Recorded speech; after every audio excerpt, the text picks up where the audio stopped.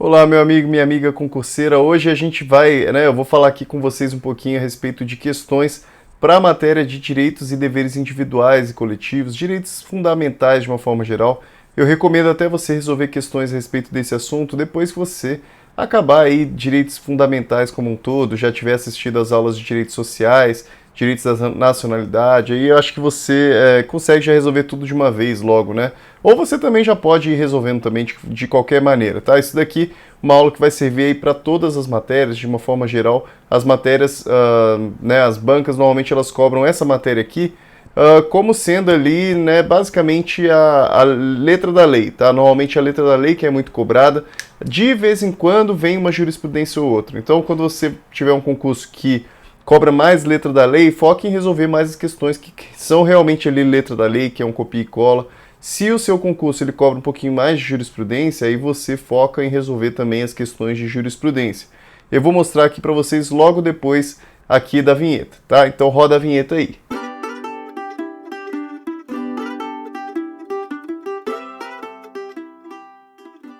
Pessoal, então o seguinte aqui, vamos lá.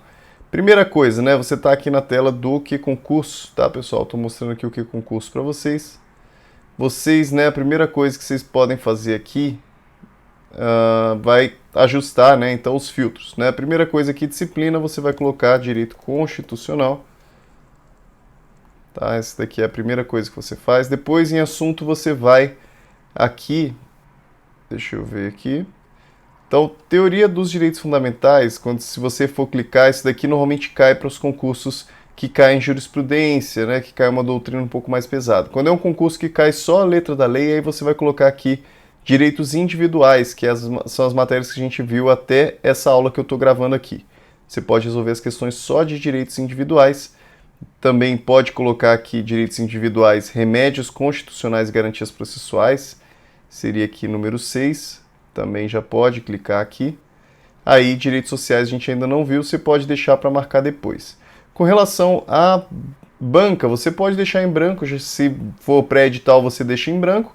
Se for pós-edital, já saiu o seu edital, você já sabe qual que vai ser a banca, aí você seleciona a banca específica aqui que você quer resolver a questão.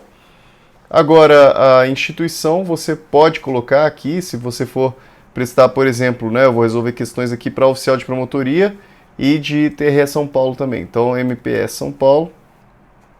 Opa, o corretor mudou aqui. MPE-SP.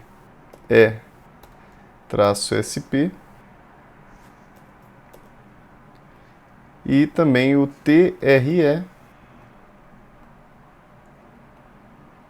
Você tem que apagar aqui. Se você está resolvendo pro TRE São Paulo, por exemplo, ou MP São Paulo, você pode resolver de todas aqui, tá? Não precisa só deixar o TRE. É igual eu falei já para vocês isso em um outro momento, lá quando eu falei sobre questões. Você pode colocar TRE de todos, aí sai selecionando tudo aqui, ó. Tá? Você vai selecionando todas, sem problema nenhum, tá? Tire um tempinho aí para você ir selecionando tudo. Até se você estiver prestando oficial de promotoria, você pode fazer isso também, tá? Coloca TRT todos aqui também. Deixa eu tirar aqui. Então, TRT, pode colocar tudo, porque o tipo de cobrança vai ser muito parecido, não vai ser tão diferente. Eu não vou selecionar tudo aqui agora, porque senão a gente acaba perdendo muito tempo. Tá? Então, TRF também, você pode selecionar tudo. O estilo de cobrança para esse tipo de matéria aqui, ele não vai mudar tanto assim. Tá? Então, por isso que não tem problema você deixar dessa forma. Aqui o nível você pode deixar ensino médio para evitar aqui de aparecer aquelas perguntas de juiz. Aí você deixa ensino médio, só que aí você vai perder as de analista, tá? Ou você deixa aqui sem nada e você vai passando as que tem de juiz. O cargo não precisa selecionar. Vamos lá então, pode filtrar. A gente vai resolver também algumas questõezinhas aqui para a gente poder passar, né, pela matéria aqui, né, dar uma revisada de novo. A gente vai vendo os comentários aqui também para também estar sempre revisando, né, é importante você estar vendo os comentários também e a gente vai ver junto aqui também. Então vamos lá, a questão do TRF é uma questão de estagiário, mas pelo perfil aí de exercício a gente consegue ver se faz sentido ou não, né, a questão. Tem que resolver. Pode ir resolvendo, tá, pessoal? Quanto mais questão resolver, vai ser melhor para você. Tendo em vista que a Constituição Federal afirma que a lei não prejudicará o direito adquirido, o ato jurídico perfeito e a coisa julgada, assinale a alternativa incorreta. Então, o cuidado que a gente sempre tem que ter quando resolve questão é ver se é correta ou incorreta que ele quer. No ordenamento positivo brasileiro, inexiste, então não existe definição constitucional de direito adquirido. Então, no ordenamento, olha, ele não está perguntando se só na Constituição Federal, ele está perguntando se no ordenamento como um todo, se não tem definição de direito adquirido. Então, inexiste definição constitucional. É até uma questão confusa, né, na verdade, porque ele está falando, ó, no ordenamento positivo brasileiro não tem uma definição constitucional de direito adquirido. Então, vamos ver. Coisa julgada é decisão tomada por juiz competente, ainda que sujeita a recurso. Tá, então a gente já vê aqui que coisa julgada, ela já não está mais sujeita a recurso. Vamos responder uma questão aqui, tá não muito legal não, meio esquisita. Deixa eu até ver o que o pessoal comentou aqui. Então, de fato, inexiste definição constitucional. É, porque ele quer a incorreta, né? Porque realmente não tem uma definição constitucional para direito adquirido.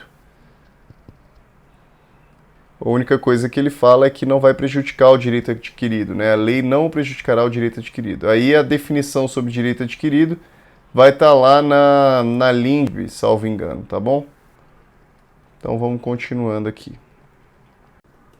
Pablo, viúvo estrangeiro, faleceu em sua terra natal, onde era domiciliado, deixando 2 únicos filhos, Marina, brasileira naturalizada, e Gabriel, brasileiro nato. Em conformidade com a Constituição Federal de 1988, a sucessão dos imóveis de Pablo, situados no Brasil, será regulada. Então, olha aqui, ó, ele é estrangeiro, ele vai querer te confundir, né? Lógico, na prova ele vai querer sempre te confundir. Agora ele está falando aqui que ele deixou, né? Então, herdeiros no Brasil, ele tinha os 2 únicos filhos brasileiros aqui. Tanto faz se era brasileiro naturalizado, se era brasileiro nato, o importante é que eles eram brasileiros. E o Pablo, ele morreu aqui, né, no Brasil. A questão da sucessão dos imóveis de Pablo, situados no Brasil, será regulada. Olha, importante aqui, os imóveis dele situados no Brasil. Então, primeiro aqui, ó, lei pessoal de Pablo em relação à Marina. Pessoal, questão de imóveis, tá? A questão de imóveis sempre associa ao próprio local em que se encontram os imóveis. Então, vamos lá. Sempre pela lei brasileira, uma vez que os imóveis se encontram no Brasil, ainda que a lei pessoal de Pablo seja mais favorável a Marina e Gabriel. Sempre pela lei pessoal de Pablo, uma vez que ele nasceu em território estrangeiro, ainda que a lei brasileira seja mais favorável a Marina e Gabriel. Aqui está errado. Pela lei brasileira, salvo se a lei pessoal de Pablo for mais favorável a Marina e Gabriel. Sempre pela lei pessoal de Pablo, uma vez que teve como último domicílio sua terra natal, ainda que a lei brasileira seja mais favorável. Aqui não tem nada a ver com relação ao último domicílio dele, não é essa a regra. Com relação aos imóveis aqui, então a gente pode ver que se for realmente mais favorável aos seus herdeiros, aí utiliza-se da regra aqui para favorecer os herdeiros brasileiros, tá? Então por isso que a alternativa D é que é a mais correta aqui. Vamos ver o que fala aqui a Constituição. Então fala a sucessão de bens de estrangeiros situados no país será regulada pela lei brasileira, em benefício do cônjuge ou dos filhos brasileiros, sempre que não lhe seja mais favorável a lei pessoal do de cujos. Esse daqui que ele está falando é, por exemplo, a lei de onde a pessoa é, né? Vamos dizer que ele é lá um espanhol. E a lei lá na Espanha, ela traz um favorecimento para os herdeiros. E como temos herdeiros brasileiros, poderia ser aplicado, então, a lei lá da Espanha. Mas não é o caso. Aqui, no caso, ele está falando aqui que o mais favorável seria realmente do Brasil. Então, utiliza-se a lei do Brasil. Então, desatualizado aqui, a gente pode pular. Será compatível com a disciplina dos direitos e garantias fundamentais na Constituição Federal. Pessoal, ó, esse tipo de questão, essas questões que a gente tem visto aqui, são um pouco diferentes do que normalmente é cobrado para oficial de promotoria. Mas é legal até para poder, né, ir estimulando o seu raciocínio e ir resolvendo essas questões também. Tá? Ele foge um pouquinho da letra da lei, né, da letra da lei seca ali, mas ele ajuda você a criar o seu raciocínio de uma forma um pouquinho melhor, um pouquinho mais aprofundada. Então eu recomendo que você faça esse estudo aqui, ainda que ele seja talvez até um pouquinho mais difícil do que poderia ser cobrado, mas a gente viu na última prova aí de escrevente do TJ São Paulo, a gente viu que não tem muito essa não, tá? Você tem que estar preparado para o máximo aqui. A gente no treino, a gente dá o nosso melhor para chegar no momento da prova e conseguir resolver com tranquilidade as questões. Então será compatível com a disciplina dos direitos e garantias fundamentais na Constituição Federal. O que é compatível? Aí sim, aqui uma questão que é bem letra da lei, né? Obtenção de certidões em repartições públicas mediante pagamento de taxas. Não precisa do pagamento de taxas. Determinação pela autoridade policial competente da interceptação de comunicação telefônica. Ó, tá falando aqui que a autoridade policial vai determinar a interceptação telefônica. Tá errado. Isso daqui é uma questão de reserva de jurisdição, só o juiz é que pode determinar. Utilização pela autoridade competente de propriedade particular, no caso de iminente perigo público, assegurada ao proprietário indenização posterior se houver dano. Isso aqui realmente, pessoal, se a autoridade precisar utilizar ali de um bem particular, em razão de um iminente perigo público, aí vai poder sim utilizar, e se tiver algum tipo de dano àquele bem, vai ter que indenizar. Então, por enquanto aqui a nossa resposta correta é C. Imprescritibilidade dos crimes decorrentes da prática de racismo, do tráfico ilícito de entorpecentes e drogas afins e da ação de grupos armados contra a ordem constitucional e o Estado democrático. Então vamos lá, com relação à imprescritibilidade, você vai se lembrar lá que, né, ele fala a respeito da inafiançabilidade e imprescritibilidade, e ele fala que também é insuscetível de graça ou anistia. Vamos tomar muito cuidado porque todos eles são inafiançáveis e não todos eles são imprescritíveis, tá bom? Muito cuidado com isso daqui. Ele fala que todos esses são imprescritíveis, mas na realidade todos esses aqui são inafiançáveis. Entrada na casa do indivíduo independentemente de consentimento a qualquer hora para cumprimento de determinação judicial. Não pode ser a qualquer hora por determinação judicial, tem que ser durante o dia. Então a gente fica com a alternativa C, alternativa correta. Aqui para a gente poder explicar até melhor aqui a questão da inafiançabilidade.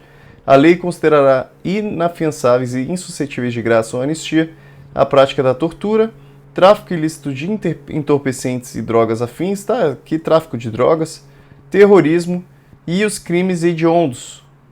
Tá? Então, inafiançável e insuscetível de graça ou anistia são esses aqui. Muito cuidado, pessoal, esse daqui ó, cai demais, esse artigo aqui cai demais. Então, anotem ele, artigo 5º aqui, 43. Esse daqui também cai demais, artigo 5º, 11, que é com relação à casa, que é um asilo inviolável, quais são as circunstâncias em que pode adentrar nele.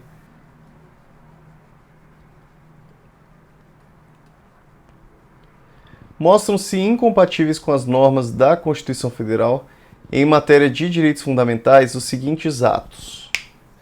Ó, esse aqui de oficial de justiça avaliador federal. Vamos lá, o que é incompatível com a Constituição?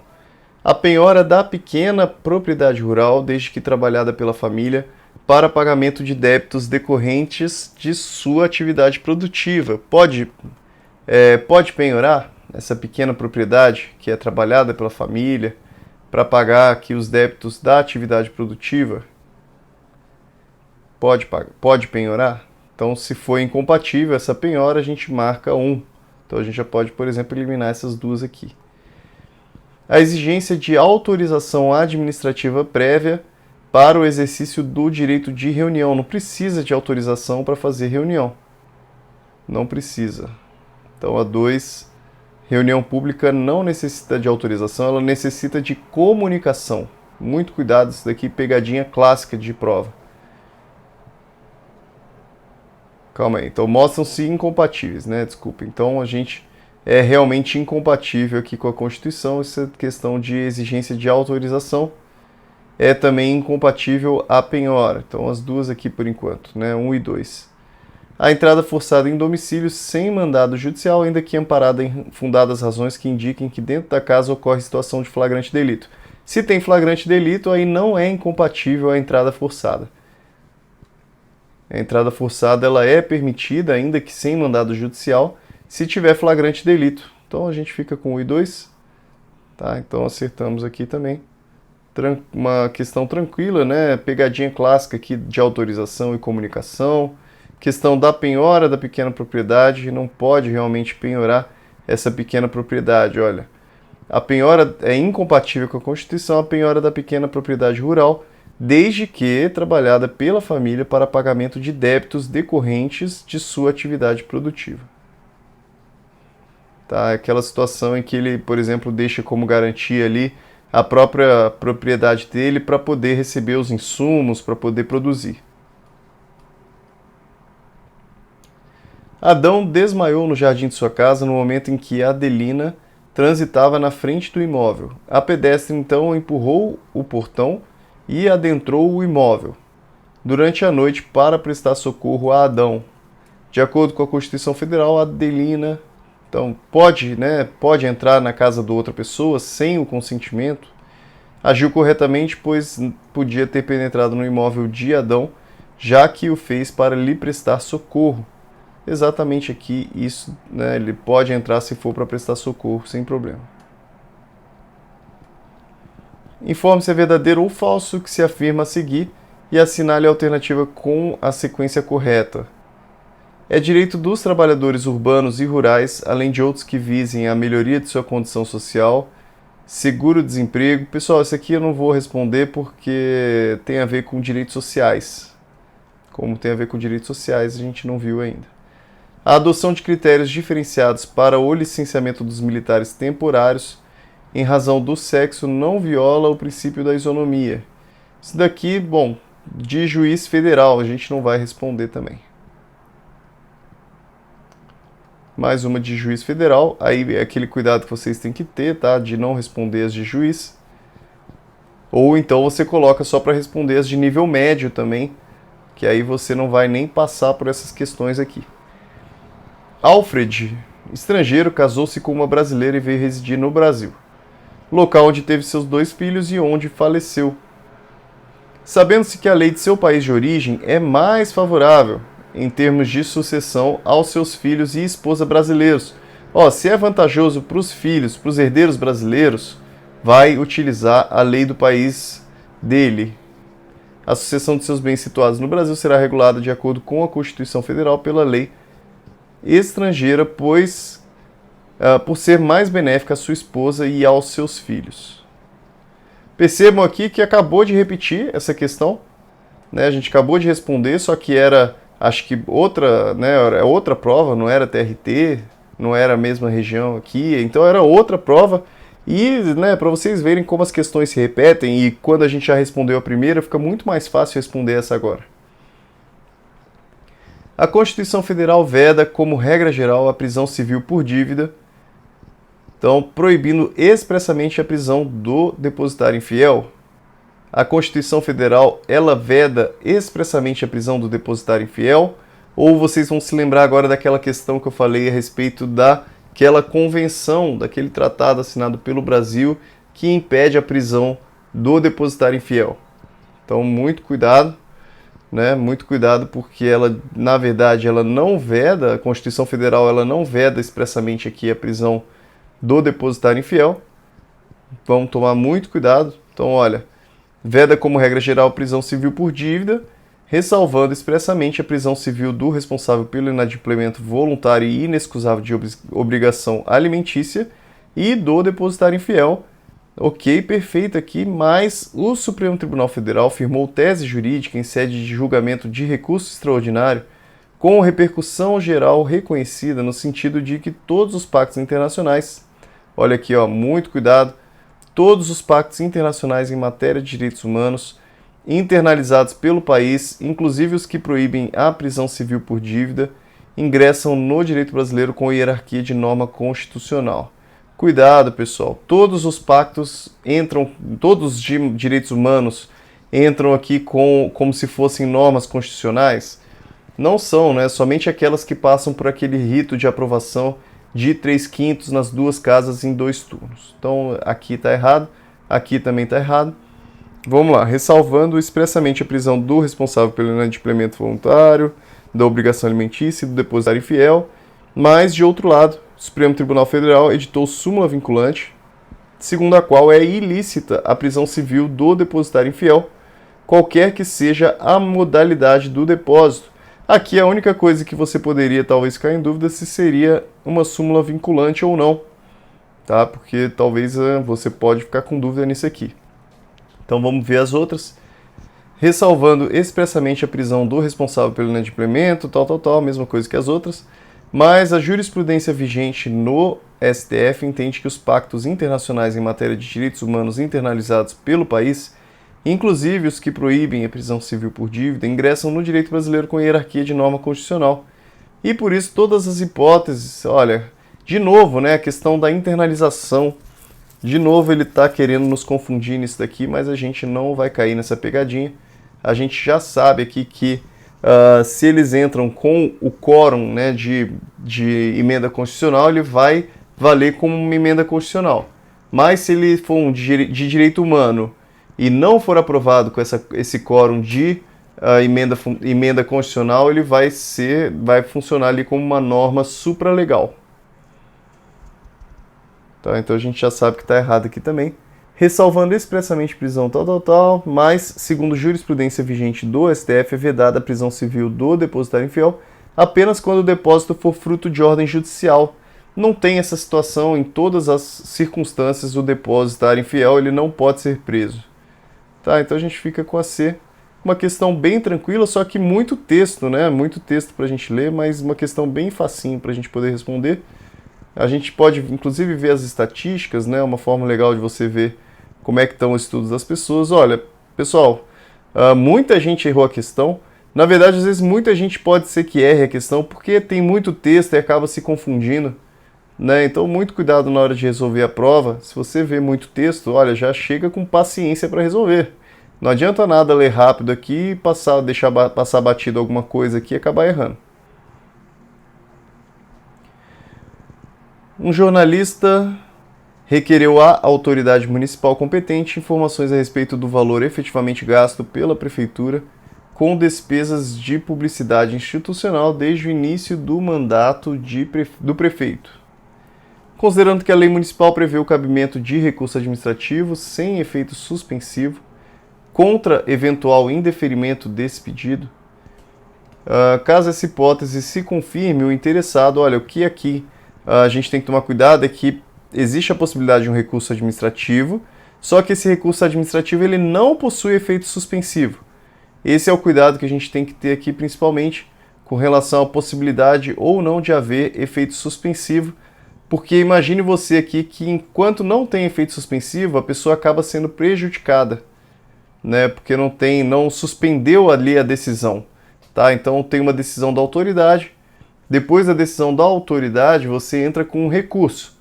Aí aquela decisão ela vai estar valendo porque o seu recurso não tem efeito suspensivo. Se tivesse efeito suspensivo, aquela decisão lá não ficaria valendo, não ficaria vigente. Mas como não tem efeito suspensivo, ela fica assim vigente e você acaba sendo prejudicado. Então vamos lá, qual que é? Caso essa hipótese se confirme, o interessado, então vamos lá, deverá interpor recurso administrativo cujo cabimento decorre da aplicação do direito ao devido processo legal administrativo como requisito para que seja admissível a propositura de ação judicial. Precisa, antes, ele entrar com esse recurso administrativo para poder depois entrar com a ação judicial? É obrigatório que ele entre com esse recurso administrativo? Lembrando que esse recurso administrativo nem efeito suspensivo possui? Então, não é. Poderá ajuizar ação popular. Pessoal, né? Então, ação popular ainda que não tenha interposto recurso administrativo contra o ato municipal, desde que o jornalista seja cidadão brasileiro e que assegure que será respeitado o sigilo da fonte. Olha só, ele precisa assegurar que será respeitado o sigilo da fonte. O que tem a ver, né? O que tem a ver? Não será legitimado a ajuizar qualquer ação judicial. uma vez que o ato administrativo municipal violou o direito difuso. Olha, bom, não é porque violou o direito difuso que ele não pode fazer nada. Poderá impetrar mandado de segurança individual, ainda que não tenha interposto recurso administrativo contra o ato municipal, a fim de que seja expedida a ordem judicial determinando à autoridade municipal que preste as informações solicitadas, não sendo assegurado pela Constituição Federal, e especificamente aos impetrantes dessa ação, o direito à isenção de custas judiciais. Cabe aqui, então, a isenção de custas judiciais? Tá? Vamos tomar, então, esse cuidado. Aqui ele fala que caberia, então, habeas data. O habeas data não tem a ver com essa situação. Ele está querendo saber informações a respeito da prefeitura. Então, não cabe habeas data. Então, vamos aqui na D. E a gente acertou. Com relação, então, aqui ao mandado de segurança, ele não fala realmente da gratuidade do mandado de segurança. Vamos ver aqui, olha. O princípio da inafastabilidade da jurisdição possibilita ao Poder Judiciário fazer o controle da legitimidade dos atos administrativos, anulando-os em caso de ilegalidade. Vamos ver. O habeas data, a gente vê aqui que não tem nada a ver, porque o habeas data está relacionado a informações da própria pessoa, do próprio impetrante, é a pessoa que entrou com o pedido, não relacionado a questões de interesse público, é totalmente diferente. A ação popular não se trata de anular ou declarar a nulidade de ato lesivo ao patrimônio público, tá? Se fosse questão de que ele está querendo anular ou declarar a nulidade de um ato lesivo, aí caberia a ação popular, e aquela questão ali que ele fala a respeito de manter o sigilo também não tem nada a ver, a gente acaba excluindo aquela também por conta disso.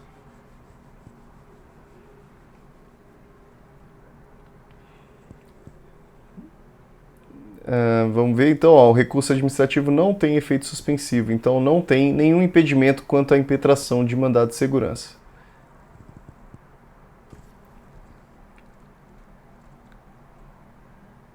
Ó, a ação popular ela é isenta de custas.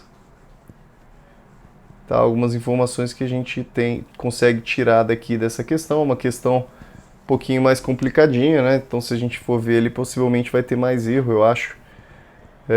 No mandado de segurança, a isenção apenas quanto aos honorários de sucumbência, não quanto às custas. E essa isenção ela é legal e jurisprudencial, não constitucional. Então isso aqui, pessoal, não influencia muito, nem mesmo nos nossos estudos aqui, mas para quem está estudando mais aprofundado, para analista, por exemplo, pode ser uma coisa aqui que você pode anotar aí também, que realmente com relação aos honorários de sucumbência, então se você perdeu, por exemplo, você não precisa pagar a outra parte. Você não precisa pagar o advogado da outra parte. Agora, com relação às custas judiciais, a máquina estatal, você precisa pagar a máquina estatal. Isso aqui são as taxas. Tá? Então você paga as taxas. E essa isenção, então, ela é prevista na lei, ela não é prevista na Constituição. Agora, vamos lá, o que tem isenção, então, de custas? Petição e certidão. Aí aqui, petição está relacionada a um pedido administrativo. Ação popular também tem isenção de custas e também tem isenção de sucumbência, salvo má-fé. Habeas corpus, habeas data. Então, os remédios constitucionais aqui, quase todos têm essa questão. Então, ação popular, habeas corpus, habeas data. Agora, o mandado de segurança, ele é somente com relação ao honorário de sucumbência. Atos necessários ao exercício da cidadania são gratuitos também, registro de nascimento e certidão de óbito gratuitos aos reconhecidamente pobres. Pessoal, a gente vai finalizando por aqui, eu acho que deu aí para a gente ter uma noção, para vocês verem como é que vocês devem resolver essas questões. Deixa eu colocar aqui para conversar com vocês. Depois vocês deixam aí nos comentários se tiver qualquer tipo de dúvida, se vocês não entenderam alguma coisa, se ficar alguma sugestão também com relação aqui à resolução de questões. A ideia não é realmente a gente passar por todas as questões de tudo. A ideia é só a gente dar uma pincelada aqui mesmo, saber mais ou menos como que isso é cobrado. Quase todo concurso cobra praticamente da mesma forma. Você vê aqui que ele dá todo um texto e ele junta aqui as informações e tudo mais. Só que no fim das contas ele está perguntando só a lei seca. Se você memorizar aquela lei seca, você consegue responder essas questões aqui sem tanta dificuldade. Essa matéria aqui é para você estudar bastante, tá? Artigo 5º. Pessoal, artigo 5º tem que estudar bastante, porque cai em todo concurso, você tem que estar mandando muito bem nessa matéria, tá bom? Pessoal, finalizando por aqui, então, muito obrigado. Até a próxima aula, um grande abraço, bons estudos para você, tá bom?